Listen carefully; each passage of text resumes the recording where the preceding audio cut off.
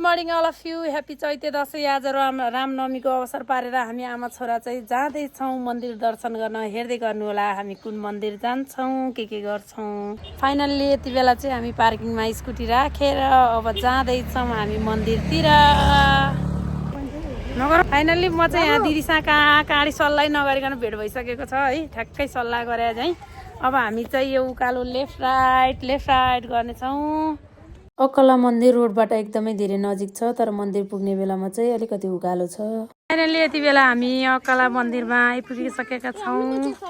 आज चाहिँ रामनवमीको दिन पारेर एकदमै धेरै भिडभाड छ, देख्न सक्नुहुन्छ। भक्तजनहरूको लड्को छ, पूजा गर्दै हुनुहुन्छ। कोही भर्खर आइपुग्नु भएको छ, कोही सामान मिलाउँदै हुनुहुन्छ। एकदम रमाइलो छ।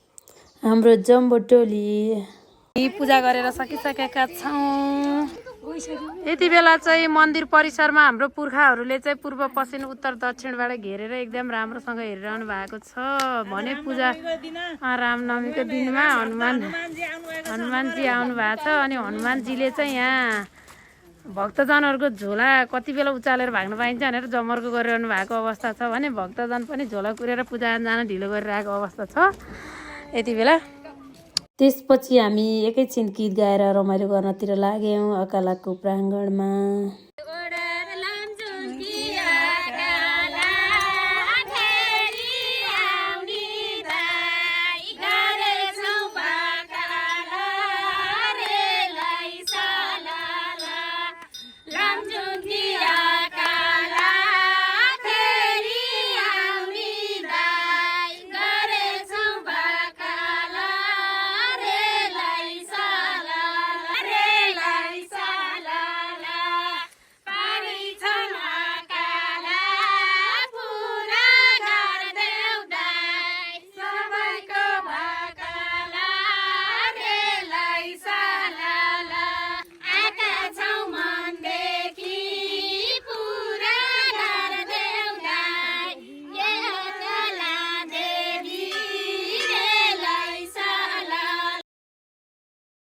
यति बेला हामी अकला देवीमा पूजा गरेर भ्याइसकेपछि हामी अब फेरि उदिपुर कालिकातिर प्रस्थान गर्दैछौँ। देख्न सक्नुहुन्छ हाम्रो जम्बो टोली आउने क्रममा हुनुहुन्छ।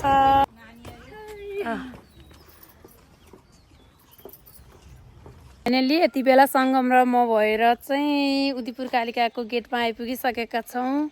हाम्रो टोली चाहिँ आउँदै हुनुहुन्छ भने हामी अगाडि भइसकेपुर कालिकाको गेट इन्ट्रान्स यस्तो देख्न सक्छौँ। त्यसै गरी अब यहाँबाट चाहिँ यस्तो राम्रो सिँढी छ, सिँढीबाट चाहिँ हामी माथि जान्छौँ।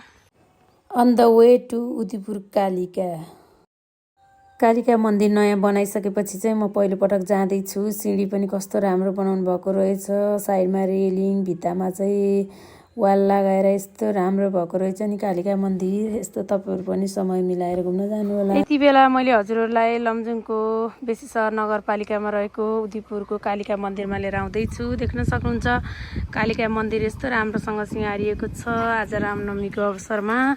त्यसै गरी यहाँबाट छिर्ने बित्तिकै हामीले चाहिँ यो मन्दिर नयाँ बनेको हो। यतातिर मण्डप पाउँछौँ, दाहिनेतिर भने विवाह गर्नका लागि मण्डप भने यतातिर मूल मन्दिर देख्न सकिन्छ। त्यसै गरी यतातिर भवनहरू देख्न सकिन्छ। मन्दिर एकदमै धेरै राम्रो छ, हजुरहरू पनि घुम्न आउनु होला। त्यसपछि हामीले कालिका मन्दिरमा पूजा गऱ्यौँ, धुप बाल्यौँ। मनलाई कस्तो शान्त हुने मन्दिरमा गएर यसरी पूजा गर्दा, धुप बाल्दा, भुकु बसेर जाँदाखेरि चाहिँ एकदमै आत्मसन्तुष्टि हुने। हामी पनि व्रत बसेर गएका थियौँ।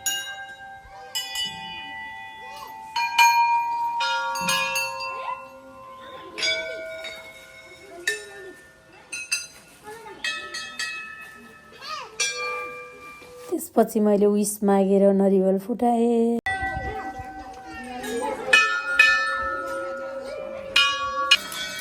पूजा गरिसकेपछि हामीले चाहिँ आशीर्वाद लिने काम गर्दैछौँ यति बेला।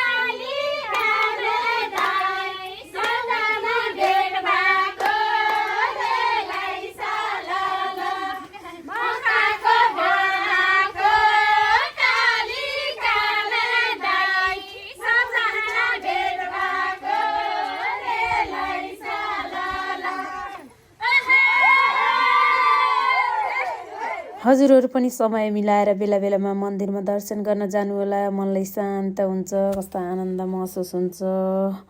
यस्तो साथीहरूसँग भेटघाट हुन्छ, रमाइलो हुन्छ। फाइनली यति राम्रो मन्दिरमा चाहिँ हामी धेरै समय बस्न भ्याएनौँ। हामी आउँदैमा ढिलो भइसकेको थियो। पुजारीले पनि ढोका लाएर गइसक्नु भएको छ। अब हामी यस्तो बाई बाई भन्ने बेला आइसकेको छ। By by by by by by.